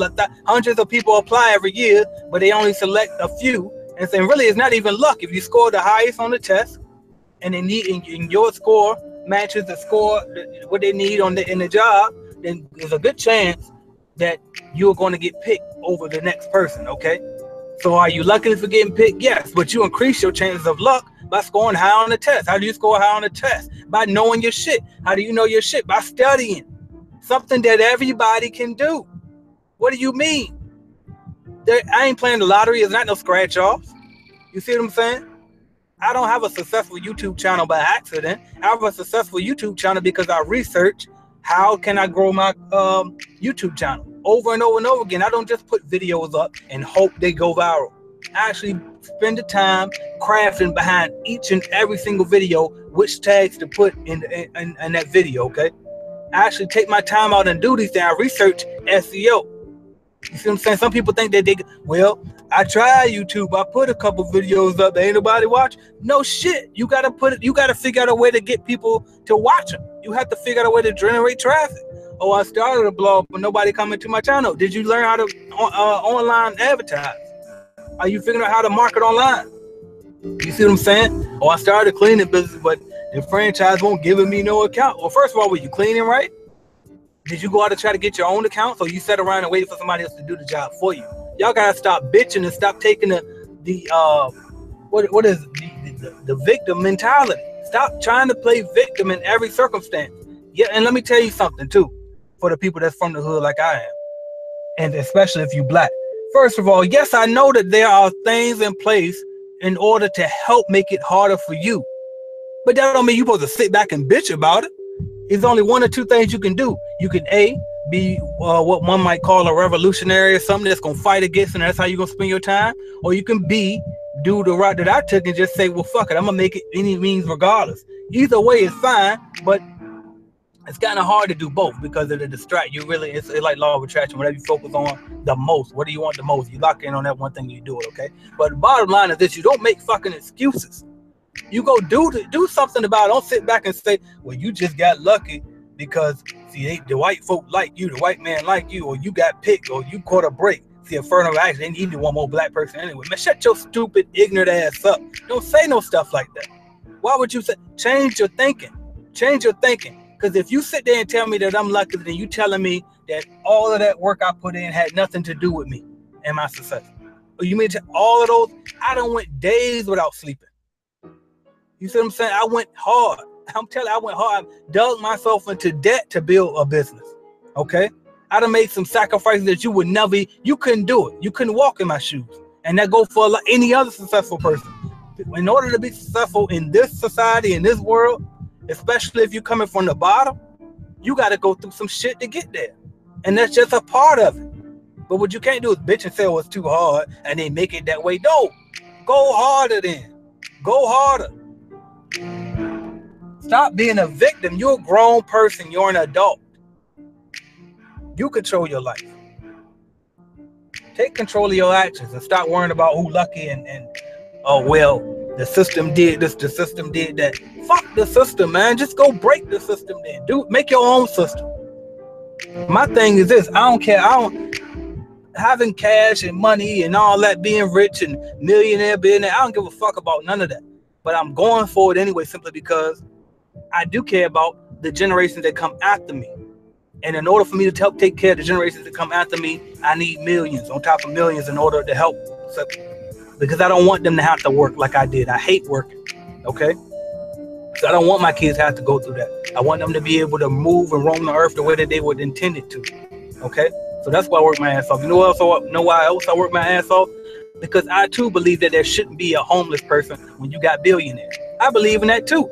But guess what? I ain't got it yet. So until I get it, I gotta grind. I gotta keep my head down and focus until I get the millions and millions and millions and the billion. And then I can say, all right, fine. Now I'm creating shelters where nobody will be homeless ever again. Nobody will go home hungry again. But if you want to make those type of changes in life, you really can't do anything unless you have influence. And the best way and the easiest way to have influence and have power and to get things done is to have money. Okay? And if you want to have money, then you got to lock in and focus and stop making excuses and stop bitching about shit and stop worrying about if you got a lucky break or not, or stop worrying about if you can apply and get approved for a business loan or not, because you don't need no fucking business loan if you really want it. You don't have to do, just your efforts are going to speak for itself. I'm telling you, I don't work hand in hand with pure T races, but when it comes to business, color don't mean anything. The only thing that matters in business is green. That's the only color that exists in business, especially now that the online exists. So stop making excuses. I don't care what it is. I don't care how hard it is. And that's the attitude that you got to accept. Now, if there comes a time where I'm presented with an opportunity to help fight for equality, and you already set it up and you want me to join the team, I got you.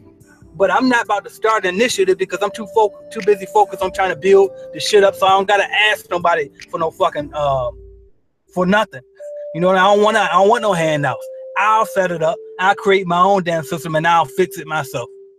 Okay, that's my mindset. I encourage you to adopt the same, because nobody's gonna hand you out anything, and nobody cares about you better than you can. You gotta take care of you. Point blank. Period. Okay.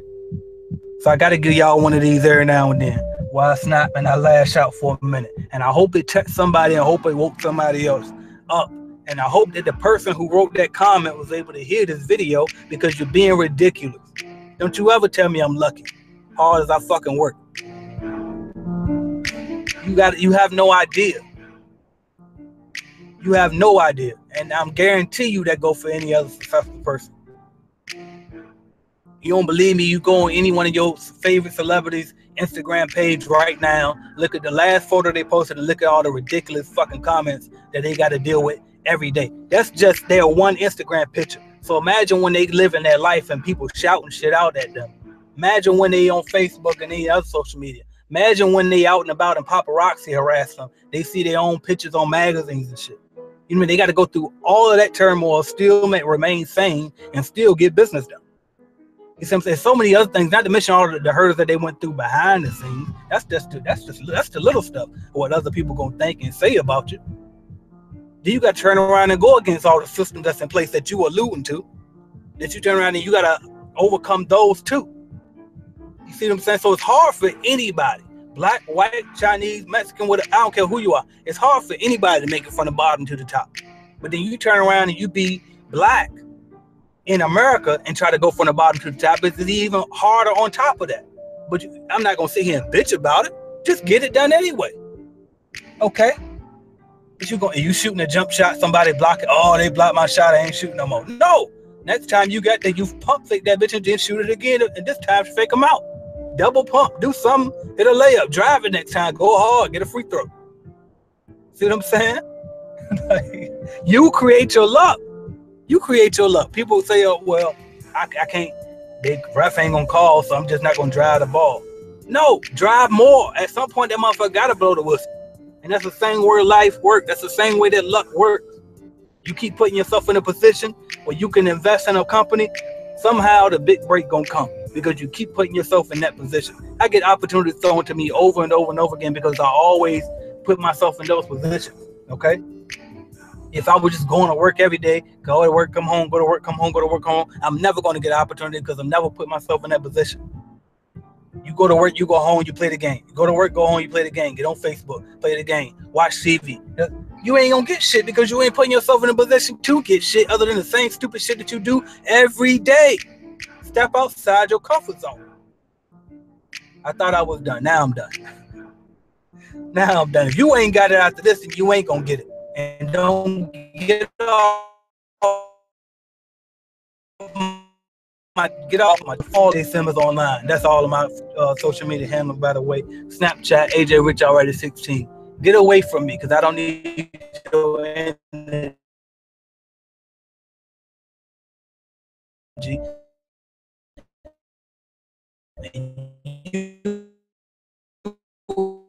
You ain't that holding me back from making a. Thank y'all for lemons. I'm down to like I update y'all on where I'm at, why I'm here, and what I'm doing. All right. So thank y'all for watching, subscribe, like, and share, and comment. By the way, I think I might go live for that one too. So if y'all would like to if y'all want to hear me go live on that, then leave a comment below. Let me know your thoughts also, and make sure you let me know your thoughts on this video too, because I feel like I gave it everything. You ain't got after this, you ain't gonna get it. Thank y'all.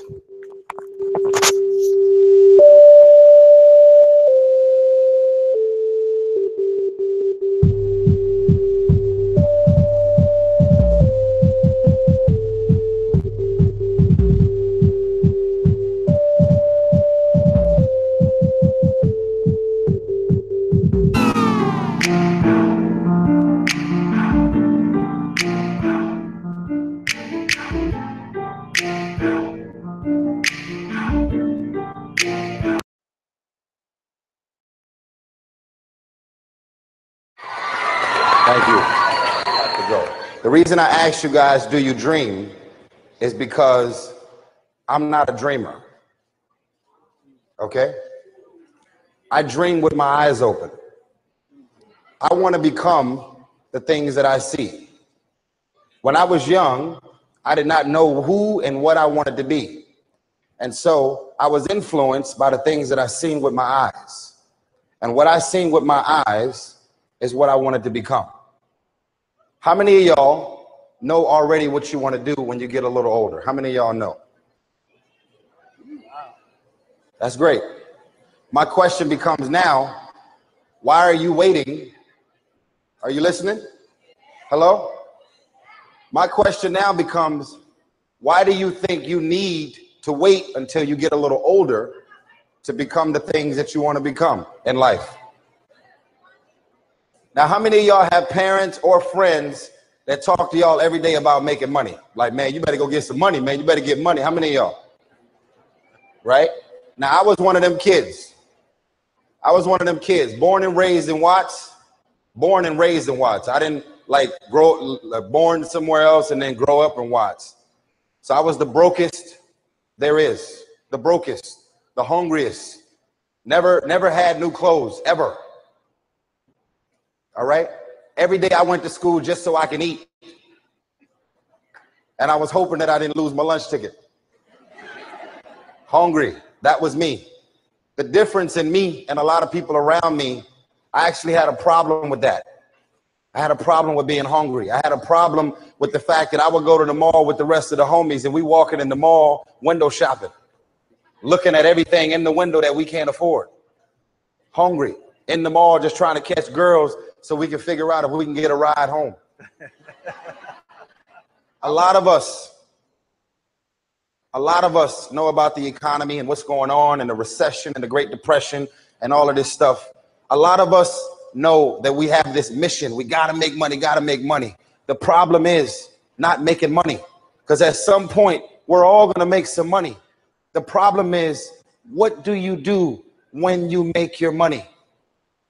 And that's what's not educated at the house. That's what's not taught, because I've made millions of dollars, millions and millions of dollars. But a lot of that money, before I got my act together, went to homies, went to friends, went to just spending money on everything, trying to catch up and make up for lost time because I was so broke. Okay? But when I ran into John Bryant, when I got the right business manager, I went through a few of them. When I got with the right people, I was able to figure out what to do with my money. Okay? So I'm here and I'm going to dedicate my life and my energy and my celebrity and my status. When y'all come out, when I show images on the screen and y'all start screaming, I'm like, cool that y'all screaming.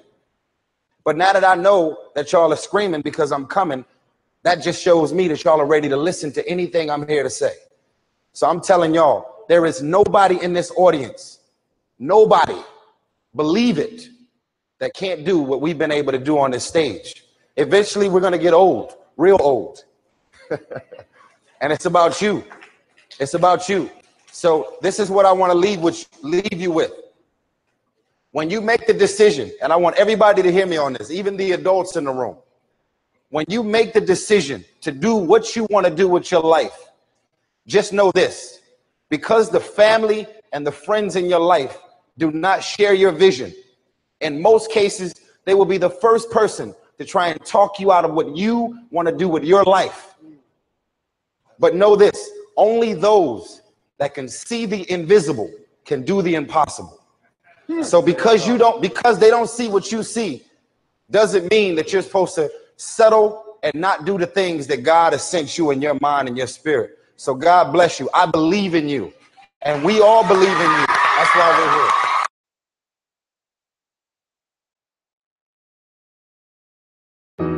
What's going on, YouTube? Excuse the noisy background. I'm out here on the road, but AJ Simmons here, and I want to tell you this. I ain't scared of nothing.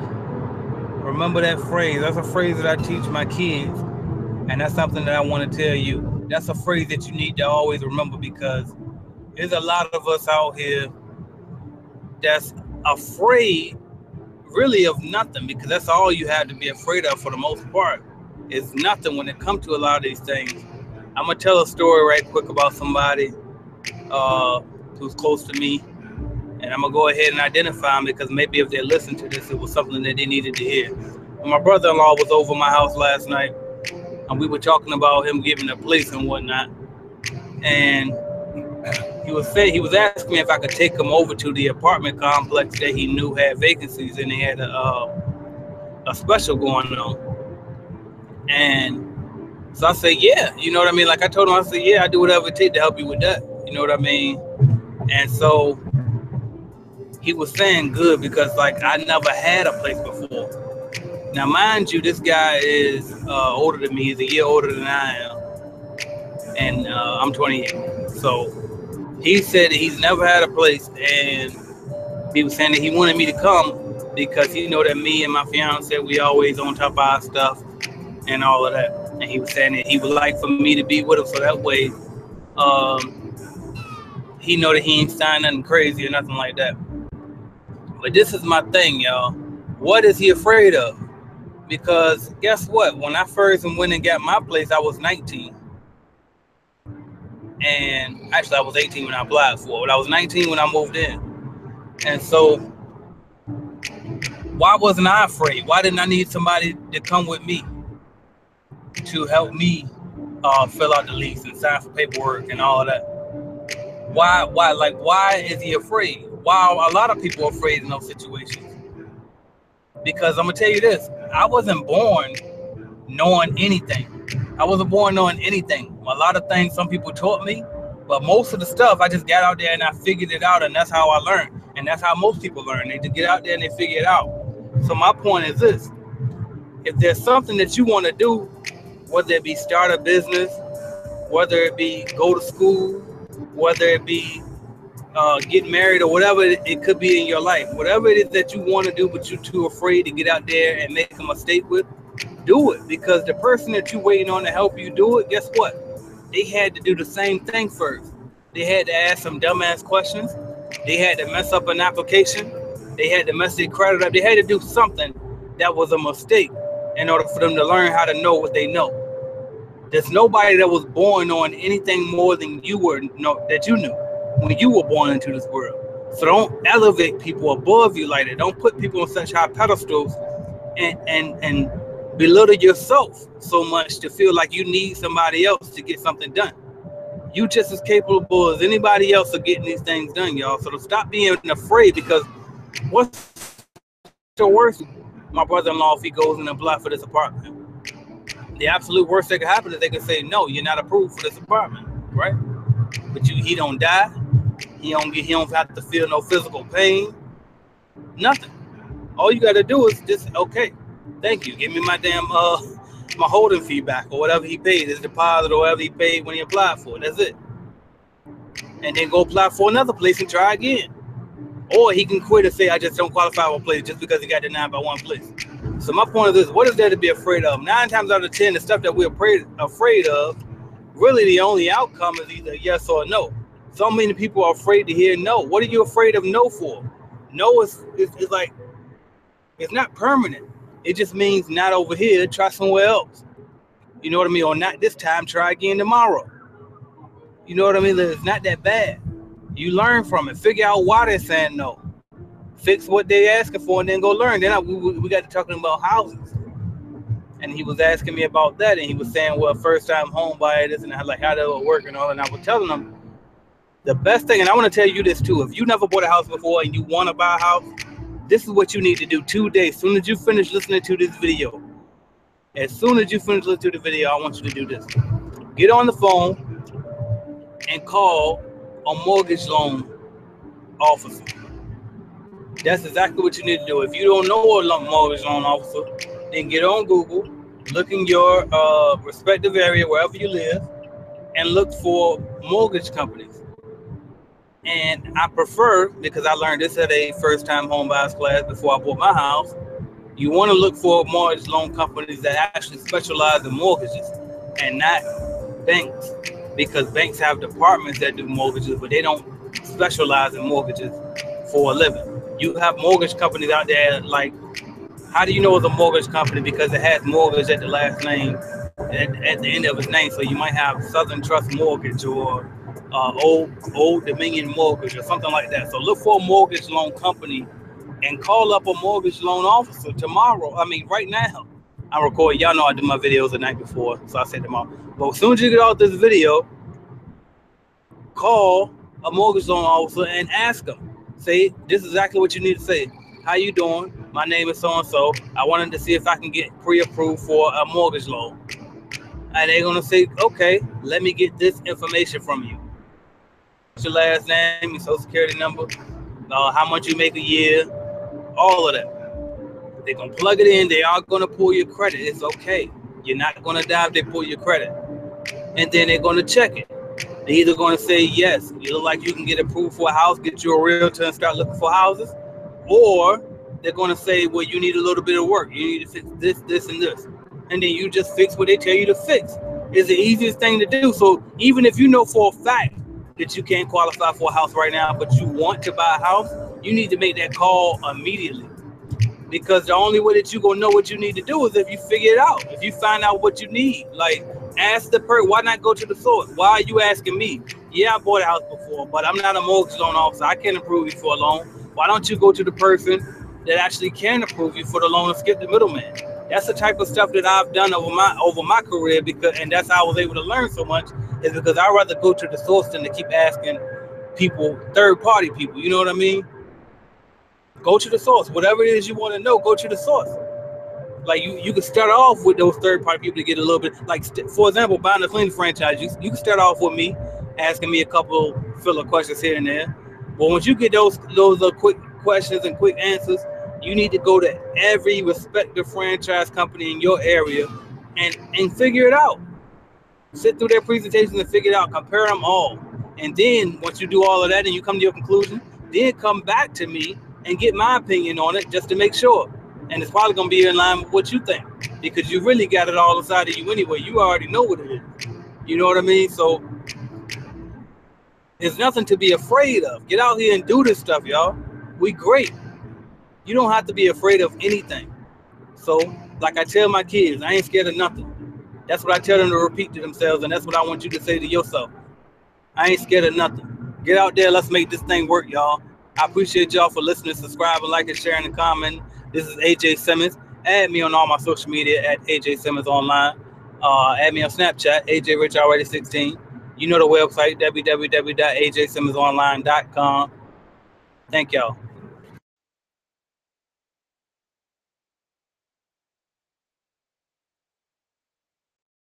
All right, people. I got my chef outfit on because I just cooked up a word for y'all. We're gonna make this fun. It's gonna get a little uncomfortable, but we're gonna make it fun.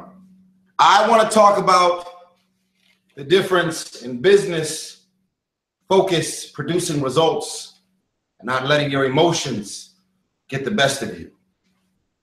Some of y'all may look at this as that's shrewd, that's impersonable, that's emotional, that's this, that's that. Oh, it's a little tight, but this is my Gipsiana chef outfit for my restaurant in the backyard. This is what I allow my staff to wear.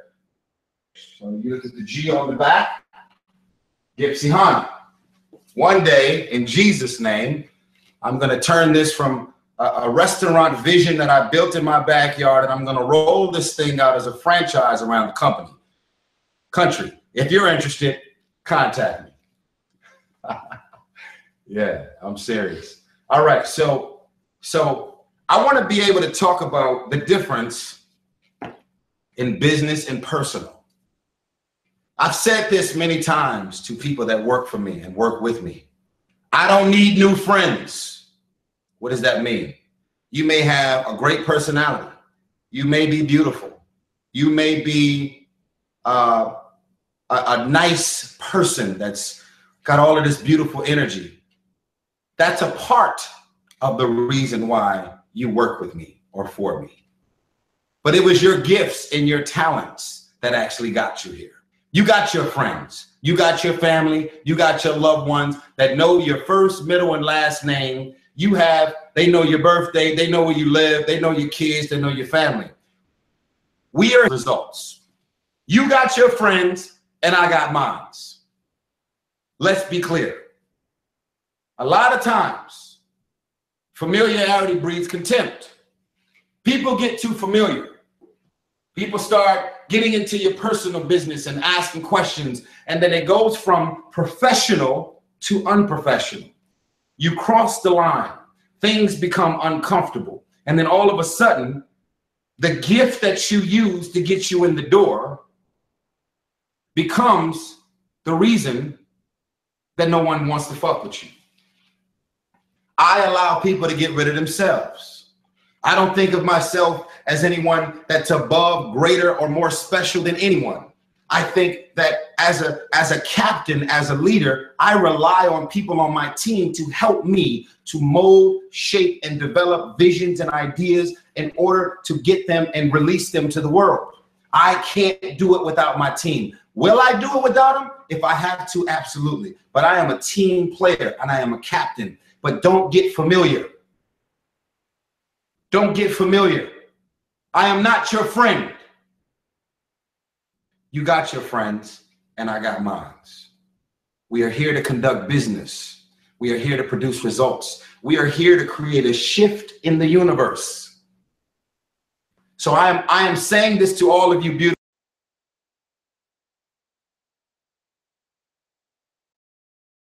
beautiful people.